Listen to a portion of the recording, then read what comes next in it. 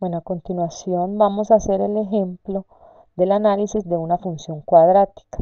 Entonces, en nuestro ejercicio nos piden graficar la función determinada por la expresión y menos 9 igual a menos x menos 2 a la 2 y determinar a su vértice intersecto con los ejes, dominio y codominio, rango teniendo en cuenta su vértice, intervalos de crecimiento y decrecimiento, decir que si su vértice es valor máximo o valor mínimo, la paridad, la continuidad y si la parábola abre hacia arriba o hacia abajo. Entonces, como podemos observar, esta ecuación nos la están dando en la forma canónica de una función cuadrática. ¿Cuál es la forma canónica? La que nos dan, como quien dice, ya factorizada. Con y menos k igual a un parámetro p por x menos h a la 2, de donde de aquí directamente ya nosotros podemos sacar las coordenadas del vértice. ¿Cuáles son las coordenadas del vértice? Las coordenadas del término h con el término k, los valores que tengamos de h y los de k. Entonces, buscando en nuestra ecuación que nos dan en el ejercicio, h valdría 2 y k valdría 9. Entonces, nuestro vértice sería 2,9, el vértice de nuestra parábola. Para nosotros seguir hallando puntos o coordenadas, ¿cierto? Antes de realizar nuestra gráfica, nosotros podemos ir reemplazando valores de x aquí en esta ecuación. Ya aquí en este software GeoGebra ya ella nos arroja de una vez cómo nos debe quedar esa función. Pero si la queremos hacer a mano, ¿qué debemos hacer? Proceder, ¿cierto? Reemplazar x. Por ejemplo, aquí la reemplazamos por menos 1. Al restar o al sumar la menos 1 con menos 2 nos daría menos 3 elevado a la 2 da 9 positivo y con el menos de afuera nos quedaría menos 9. Transponemos términos y nos queda que la y es igual a 0, que es el resultado que tenemos aquí en la tabla, que cuando x vale menos 1, y vale 0. De la misma manera podemos seguir reemplazando otros valores, por ejemplo aquí tomamos a x como 0, que es importante tomar a x como 0 porque nos determina el intercepto con el eje y siempre en todas las funciones.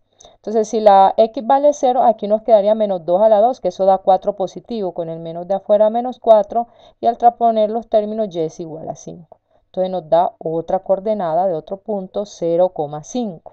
Por ejemplo, tomamos el 3 y reemplazamos 3 menos 2 es 1 al cuadrado, aquí nos da menos 1 y más el 9 daría 8. Entonces cuando x vale 3, y vale 8. Y por ejemplo también reemplazamos por 5. Cuando x vale 5, aquí nos daría 3 al cuadrado 9 y menos 9 más el 9 que pasa del otro lado positivo sería y igual 0. Entonces cuando x vale 5, y es igual a 0. Muy bien, y graficamos, ¿cierto?, el resultado. Lo más importante es primero ubicar el vértice porque nos determina ciertas propiedades de simetría con respecto a la curva.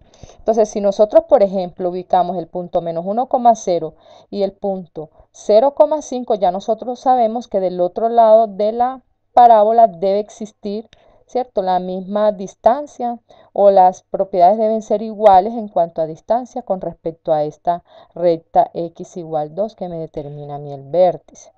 El vértice, si yo tomo su abscisa y trazo esa recta x igual a la abscisa de ese vértice, me está dividiendo la parábola en dos partes iguales, ¿cierto? Y me está determinando a mí una simetría. Entonces, por simetría uno podría sacar los otros puntos o seguir haciendo estos cálculos.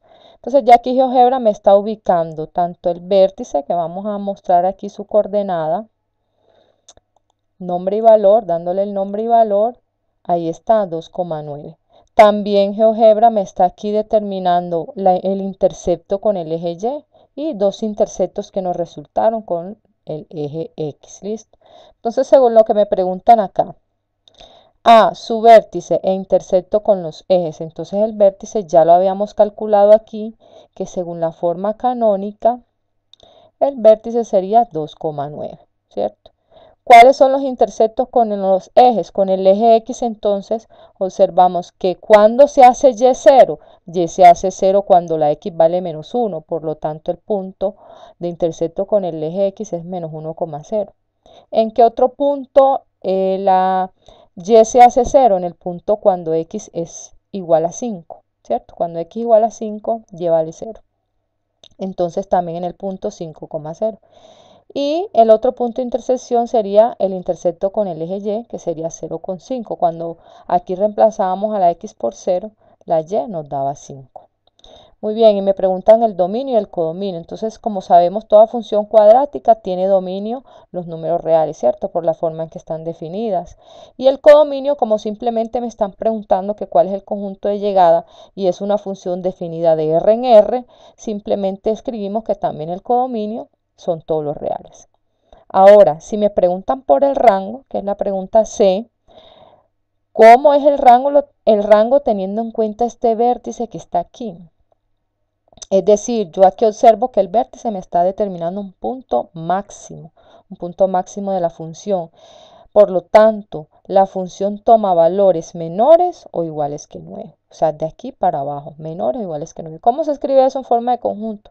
Se escribe que el rango serían los y que pertenecen a los reales, tales que y sea menor o igual a 9. Ese sería nuestro rango de esta parábola o de esta función cuadrática.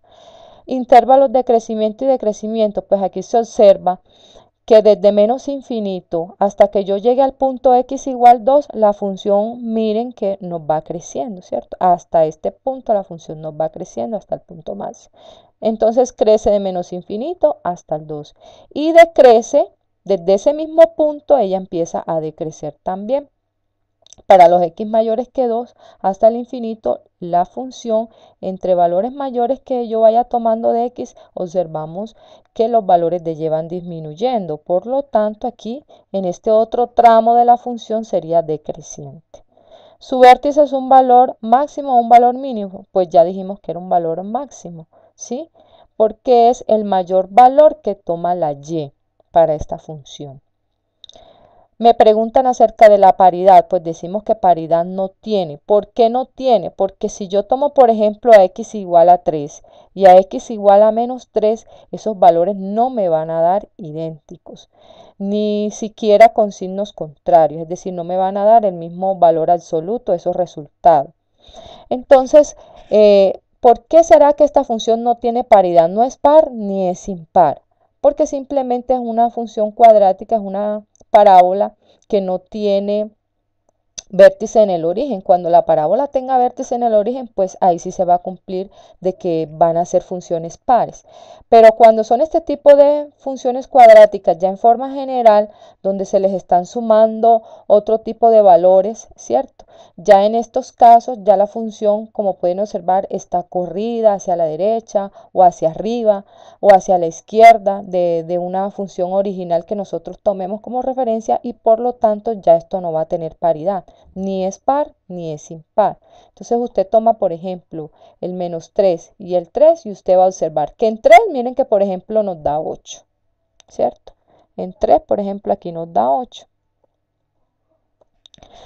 Pero ese mismo punto yo no puedo garantizar que ese resultado de 8, ¿sí?, me dé cuando yo reemplace a la x por menos 3. Ni tampoco se cumple que me dé menos 8. Observemos acá. Bajemos un poquito la curva y observamos que en menos 3, efectivamente la función no toma el valor de menos 8, entonces no hay paridad, ¿cierto? Para este tipo de funciones cuadráticas que ya son más generales, donde no tenemos vértice en el origen, ya las funciones no cumplen la paridad. ¿Es una función continua? Pues claro, en todo punto observamos que la función es continua. Desde que la definimos para todos los números reales, ya la función sería continua. Y me preguntan que si es una parábola que abre hacia arriba o hacia abajo. Pues ya dijimos que la parábola abre hacia abajo porque el vértice es un punto máximo. Y además, si nosotros la lleváramos a su forma general, que es la forma ax cuadrado más bx más c, nos daríamos cuenta de que la a es menor que 0, es decir, resolviendo este cuadrado y transponiendo términos y llevándola a la forma y igual a x a la 2 más bx más c, nos daríamos cuenta que la a sería menor que 0, o sea, el caso donde las parábolas abren hacia abajo. Y listo, ese es nuestro análisis de esta función.